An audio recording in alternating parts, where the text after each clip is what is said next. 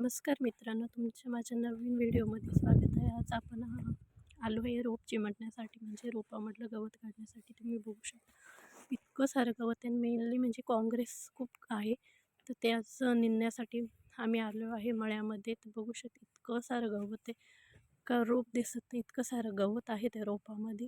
आणि ते जर आत्ता जर नाही काढलं तर रोपाची कांडी पण होणार नाही, रोप पण व्यवस्थित होणार नाही. त्याच्यामुळे ते काढून घ्यावं लागतं गवत. आणि बघू शकता आता मी गवत कशी काढते. खूप सारं गवत झालेलं आहे.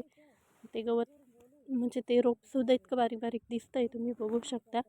आणि हे बघ कसं गवत मी काढते आता ते. आणि नाही गवत काढलं तर रोपाची कांडी होणार नाही, कांडी नाही झाली तर रोप पण लवकर लावायला येणार नाही. आणि त्याच्यामुळे ते गवत काढावंच लागतं. आणि गवत जर मोठं होऊन गेलं मग जर काढलं तर रोप त्याच्यासोबत रोप पण उपटले जातं, कारण गवताच्या मुळ्या रोपाखाली जातात. त्याच्यामुळे गवत उपटलं गेलं काय रोप ॲटोमॅटिक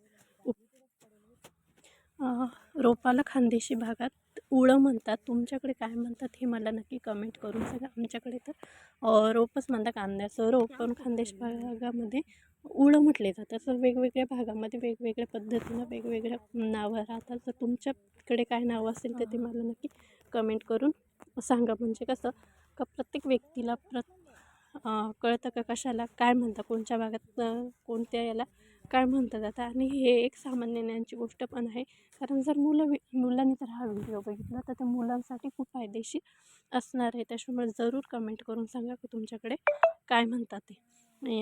रोपाला आमच्याकडे उळं म्हणतात. हे बघा माझ्यासोबत बाया पण आहे, आम्ही बाया पण लावलेल्या आहे, कारण गवत खूप सारं आहे, ते मला एकटीला होणार नाही. तर मग आम्ही 2-3 बाया लावलेल्या आहे.